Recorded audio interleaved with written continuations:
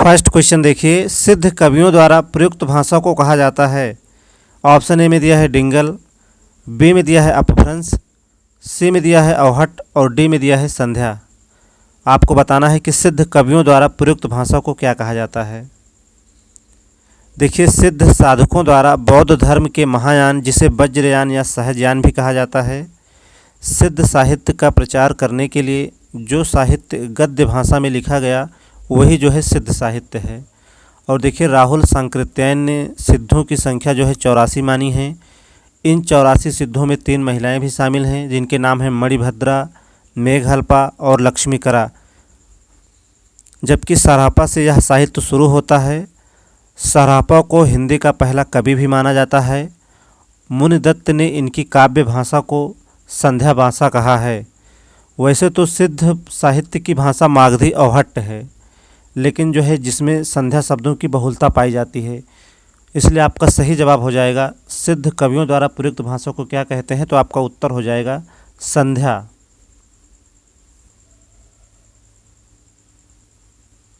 चलिए, question number 1 का सही जवाब हो जाएगा option number D.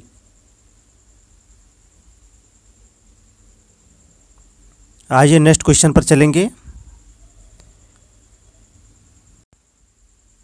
Question number 2 देखिए, इनमें से कौन सा शब्द वर्तनी की दृष्टि से शुद्ध है। 4 विकल्प देखिए आपके सामने हैं और देखिए चारों ही विकल्पों में जो है आशीर्वाद दिया हुआ है। आपको बताना है कौन सा विकल्प जो है सही है, जिसमें आशीर्वाद जो है सही लिखा हुआ है। तो देखिए, ऑप्शन नंबर ए में जो आशीर्वाद दिया हुआ है यही जो है आपका सही उत्तर होगा। बाकी के नीचे के तीनों ही विकल्प जो है पूरी तरह से गलत हो जाएंगे। बी नहीं होगा, सी भी नहीं होगा और डी भी नहीं होगा। सही उत्तर होगा ऑप्शन नंबर ए। चलिए, क्वेश्चन नंबर 2 का सही उत्तर हो जाएगा ऑप्शन नंबर ए। आइए नेक्स्ट क्वेश्चन के क्रम में आगे बढ़ेंगे। इनमें से कौन द्विवेदी युग का कवि नहीं है। ऑप्शन ए में दिया है अयोध्या सिंह उपाध्याय हरिऔध, बी में दिया है सोहनलाल द्विवेदी, सी विकल्प में दिया है राम नरेश त्रिपाठी और डी में दिया है मैथिली शरण गुप्त। चलिए, आपको बताना है कि इनमें से कौन जो है द्विवेदी युग का कवि नहीं है। चलिए, आप लोग भी अपने उत्तर भेजें हमें। तो देखिए, सोहनलाल द्विवेदी जो हैं द्विवेदी युग के कवि नहीं हैं। सही उत्तर हो जाएगा ऑप्शन नंबर बी।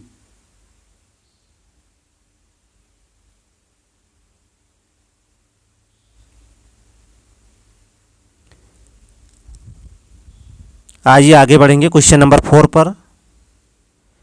त्यागपत्र उपन्यास के लेखक का नाम है। आपको बताना है कि त्यागपत्र उपन्यास के लेखक कौन हैं। ऑप्शन ए में दिया है यशपाल, बी में दिया है भगवती चरण वर्मा, सी में दिया है बृंदालाल वर्मा और डी में दिया है जैनेन्द्र कुमार। चलिए, यह उपन्यास जो है बहुत पूछा जाता है। पूछ रहा है कि त्यागपत्र उपन्यास जो है किस लेखक का है। तो देखिए, त्यागपत्र उपन्यास के लेखक हैं जैनेन्द्र कुमार। सही उत्तर हो जाएगा ऑप्शन नंबर डी। देखिए, इनके 2 उपन्यास और पूछे जाते हैं, परख और सुनीता।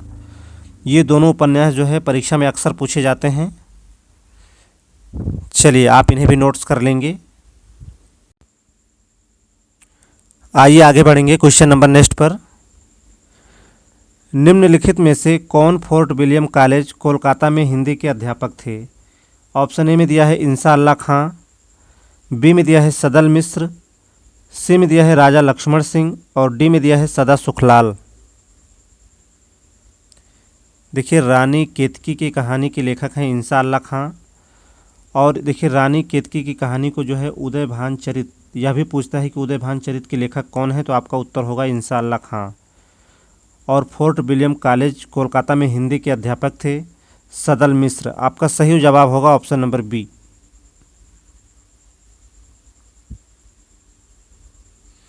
आइए आगे बढ़ेंगे क्वेश्चन नंबर नेक्स्ट पर। धनिया और झुनिया प्रेमचंद्र के किस उपन्यास के पात्र हैं। चलिए, अच्छा प्रश्न है। धनिया और झुनिया प्रेमचंद्र के किस उपन्यास के पात्र हैं। ऑप्शन ए में दिया है गबन के, बी में दिया है गोदान, सी में दिया है कर्मभूमि और डी में दिया है प्रेमाश्रम। तो देखिए धनिया और झुनिया प्रेमचंद्र के गोदान उपन्यास के पात्र हैं। क्वेश्चन नंबर 6 का सही उत्तर हो जाएगा ऑप्शन नंबर बी।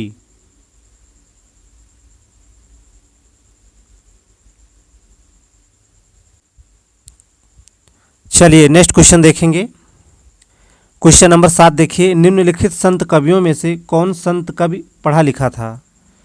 क्वेश्चन देखिए आपसे यहाँ कर रहा है कि इन संत कवियों में कौन सबसे ज़्यादा पढ़ा लिखा था।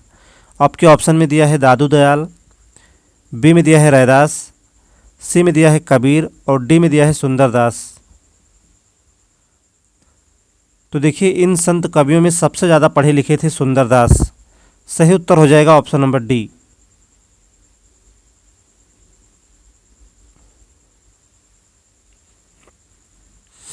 चलिए आप लोग लगातार मेहनत करते रहें, इस वर्ष भर्ती आना लगभग निश्चित है। चलिए आप लोग तैयारी में बिल्कुल लगे रहें।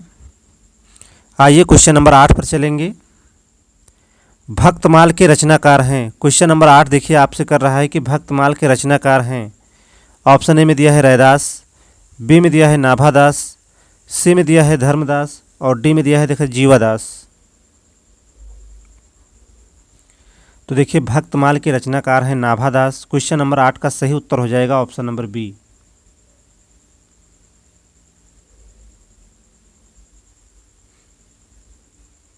चलिए नेक्स्ट क्वेश्चन को देखेंगे। क्वेश्चन नंबर 9 देखिए, बाल मुकुंद गुप्त रचित निबंध संग्रह का नाम है।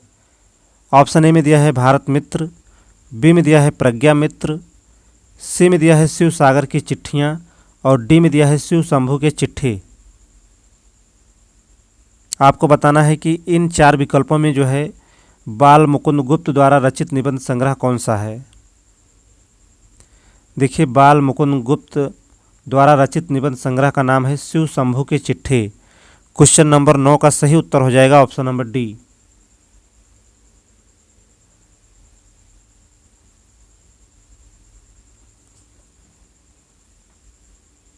चलिए आप लोग लगातार जो है अभ्यास करते रहें। प्रैक्टिसेस को कम से कम आप लोग 1 से 2 बार जरूर रिवाइज किया करें, जिससे कि आपकी स्मृति में यह लगातार बने रहें। आइए आगे बढ़ते हैं। पद्मावत के अनुच्छेदों का नाम है। ऑप्शन ए में दिया है सर्ग, बी में दिया है कांड, सी में दिया है खंड और डी में दिया है अंक।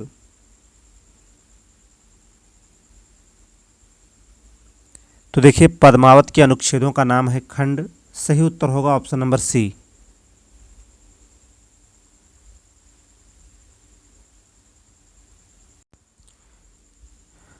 आइए आगे बढ़ेंगे। आप सभी लोग एक बार क्लास को लाइक कर दें सभी लोग।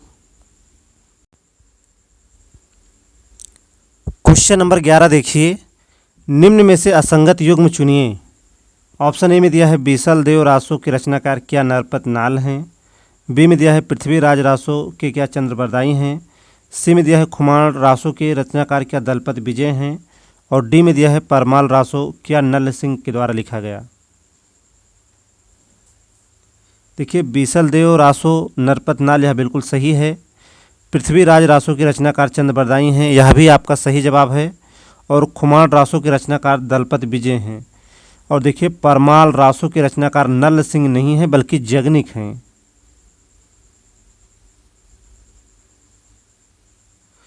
चलिए परमाल रासो के रचनाकार जो है जगनिक हैं और परमाल रासो को जो है आल्हखंड के नाम से भी जाना जाता है। पूछ रहा था कि कौन सा युग्म जो है गलत है, तो आपका उत्तर हो जाएगा option number D.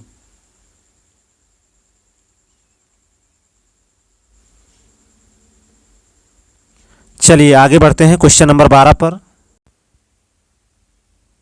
Question number 12 देखिए, भरत मुनि ने अपने रस सूत्र का विवेचन किस ग्रंथ में किया है। ऑप्शन ए में दिया है नाट्य दर्पण, बी में दिया है नाट्य शास्त्र, सी में दिया है हृदय दर्पण और डी में दिया है इनमें से कोई नहीं। देखिए भरत मुनि ने अपने रस सूत्र का विवेचन किया है नाट्य शास्त्र में। क्वेश्चन नंबर 12 का सही उत्तर हो जाएगा ऑप्शन नंबर बी। और देखिए उनका रस सूत्र क्या है, विभाव अनुभाव व्यभिचारी संयोगाद रस निष्पत्ति। इस रस सूत्र का वर्णन उन्होंने किया है अपने ग्रंथ नाट्य शास्त्र में। सही उत्तर होगा ऑप्शन नंबर बी। और देखिए भरत मुनि ने रसों की संख्या 8 मानी है। देखिए वैसे प्रायः रसों की संख्या 9 है जो आपके एग्ज़ाम में पूछी जाती है, लेकिन भरत मुनि के अनुसार यदि पूछता है तो आप उत्तर 8 ही लगाएंगे।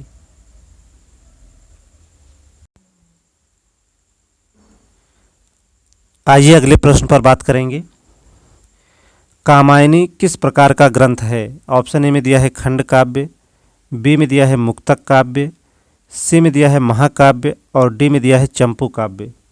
देखिए, चंपू काव्य वह होता है जो गद्य तथा पद्य दोनों में लिखा जाता है। और कामायनी किस प्रकार का ग्रंथ है आपसे पूछ रहा था, तो आपका उत्तर हो जाएगा कामायनी एक महाकाव्य है। और यह रचना जो है जयशंकर प्रसाद की है। और देखिए, कामायनी में 15 सर्ग हैं। कामायनी का पहला सर्ग है चिंता और कामायनी का 15वां और अंतिम सर्ग है आनंद। और यह पूछा जाता है आपके एग्ज़ाम में। देखिए, यूपी टेट और सुपर टेट में तो नहीं पूछा गया है, लेकिन यह प्रश्न जो है आपकी टीजीटी में आया हुआ प्रश्न है। कामायनी किस प्रकार का ग्रंथ है, तो आपका उत्तर हो जाएगा कामायनी महाकाव्य है, जयशंकर प्रसाद की रचना है।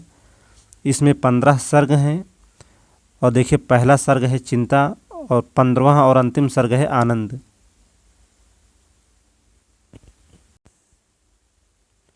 आइए नेक्स्ट क्वेश्चन पर चलेंगे। निम्न में योग रूढ़ शब्द चुनिए। 4 विकल्प देखिए आपके सामने हैं, पीला, चक्रपाणी, दूध वाला और इनमें से कोई नहीं। आपको बताना है कि इनमें से कौन सा शब्द है जो योग रूढ़ शब्द है। देखिए, योग रूढ़ शब्द जो होते हैं ये सामान्य अर्थ को प्रकट न करके किसी तीसरे अर्थ का प्रकटीकरण करते हैं। जैसे आपके बहुब्रीहि समास में कोई अन्य पद प्रधान होता है, ठीक उसी प्रकार से जो है योग रूढ़ शब्द जो होता है सामान्य अर्थ को प्रकट न करके किसी तीसरे अर्थ का प्रकटीकरण करते हैं। अर्थात आप ये समझ लीजिए कि जो बहुब्रीहि समास का उदाहरण होगा वही जो है योग रूढ़ शब्द का भी उदाहरण होता है। यह क्वेश्चन आपसे पूछ रहा था कि कौन सा शब्द है जो योग रूढ़ है, तो आपका उत्तर हो जाएगा ऑप्शन नंबर बी, चक्रपाणी।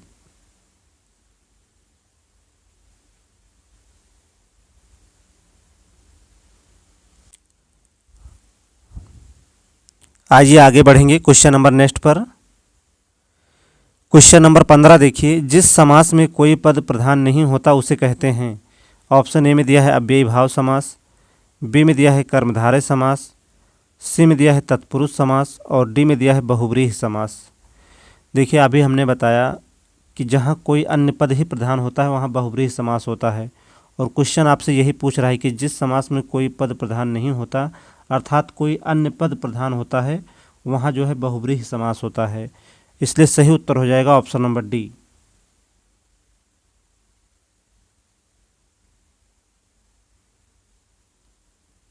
चलिए अगला क्वेश्चन देखेंगे। किस समास में दोनों पदों के बीच उपमेय, उपमान अथवा विशेषण विशेष का संबंध होता है? ऑप्शन ए में दिया है द्विगु समास, बी में दिया है कर्मधारय समास, सी में दिया है तत्पुरुष समास और डी में दिया है अव्ययी भाव समास। देखिए, जिस समास में उपमेय, उपमान अथवा विशेषण विशेष का संबंध होता है वहाँ जो है कर्मधारय समास होता है। क्वेश्चन नंबर 16 का सही उत्तर हो जाएगा option number B.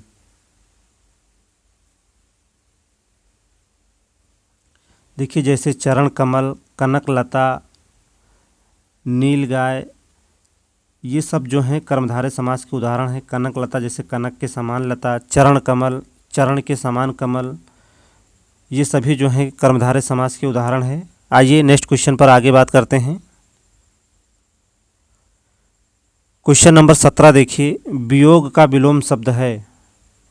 Option A में दिया है विरह, बी में दिया है बिछड़ना, सी में दिया है अलग होना और डी में दिया है संयोग। आपको बताना है कि वियोग का विलोम शब्द क्या होगा। तो देखिए, आपके लिए आसान प्रश्न हो गया ये। वियोग का विलोम शब्द है संयोग। क्वेश्चन नंबर 17 का सही उत्तर हो जाएगा option number D.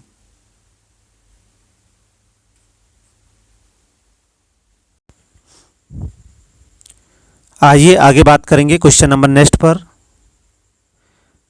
Question number 18 देखिए, दिवसावसान का समय था, मेघमय आसमान से उतर रही थी वह संध्या सुंदरी परी सी धीरे धीरे धीरे। पूछ रहा है कि इन पंक्तियों में कौन सा अलंकार है। 4 विकल्प देखिए आपके सामने हैं, उपमा, रूपक, मानवीकरण और डी में दिया है ए और सी दोनों। दिवसावसान का समय था, मेघमय आसमान से उतर रही थी वह संध्या सुंदरी परी सी धीरे धीरे। देखिए यहाँ संध्या को जो है बताया गया है कि आसमान से उतर रही थी धीरे धीरे, और ये सब उतरना और चलना ये सब जो है मानव के गुण हैं। तो यहाँ पर देखिए मानवीकरण अलंकार होगा, और देखिए यहाँ पर सी शब्द आया है जिसके कारण यहाँ उपमा अलंकार भी है। तो देखिए उपमा और मानवीकरण दोनों अलंकार इस पंक्ति में हैं। आपका सही उत्तर हो जाएगा ऑप्शन नंबर डी, ए और सी दोनों।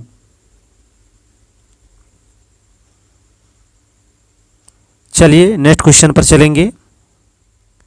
क्वेश्चन नंबर 19 देखिए, जेते तुम तारे तेते नभ में न तारे हैं, इस पंक्ति में कौन सा अलंकार है?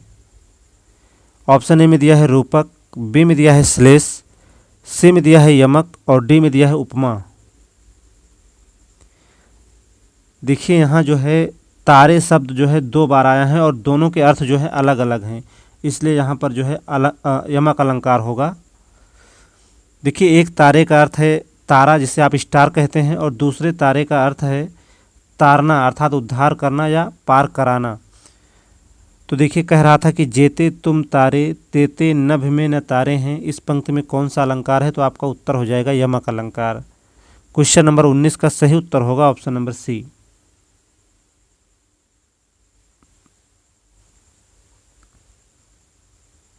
आइए अगले क्वेश्चन पर चलेंगे। जहाँ बिना कारण के कार्य होता है वहाँ कौन सा अलंकार होता है? देखिए यह भी प्रश्न बहुत अच्छा है, चलिए आप लोग उत्तर करें। जहाँ बिना कारण के कार्य होता है वहाँ कौन सा अलंकार होता है? ऑप्शन ए में दिया है विरोधाभास अलंकार, बी में दिया है विशेषोक्ति अलंकार, सी में दिया है विभावना अलंकार और डी में दिया है भ्रांतिमान अलंकार। देखिए जहाँ बिना कारण के कार्य होता है वहाँ जो है विभावना अलंकार होता है। जैसे देखिए बिनु पद चलें सुने बिनु काना, अर्थात पैर नहीं है फिर भी चल रहा है, कान नहीं है फिर भी सुन रहा है। तो जहाँ बिना कारण के कार्य होता है वहाँ कौन सा अलंकार होता है? तो आपका उत्तर होगा ऑप्शन नंबर सी, विभावना अलंकार होता है वहाँ पर। क्वेश्चन नंबर 20 का सही जवाब होगा ऑप्शन नंबर सी। आइए आगे बढ़ते हैं। चलिए अंतिम प्रश्न था ये। उम्मीद करते हैं सेशन आपको पसंद आया होगा, और सेशन यदि आपको पसंद आया तो आप क्लास को अपने मित्रों में ज़रूर शेयर करें, और सभी लोग एक बार क्लास को लाइक कर दें। और जिन मित्रों ने चैनल को अभी सब्सक्राइब नहीं किया है आप सभी चैनल को सब्सक्राइब अवश्य कर लें। चलिए आज की क्लास को यहीं पर समाप्त करेंगे, मिलते हैं कल किसी और प्रैक्टिस के साथ। तब तक के लिए नमस्कार, शुभ संध्या।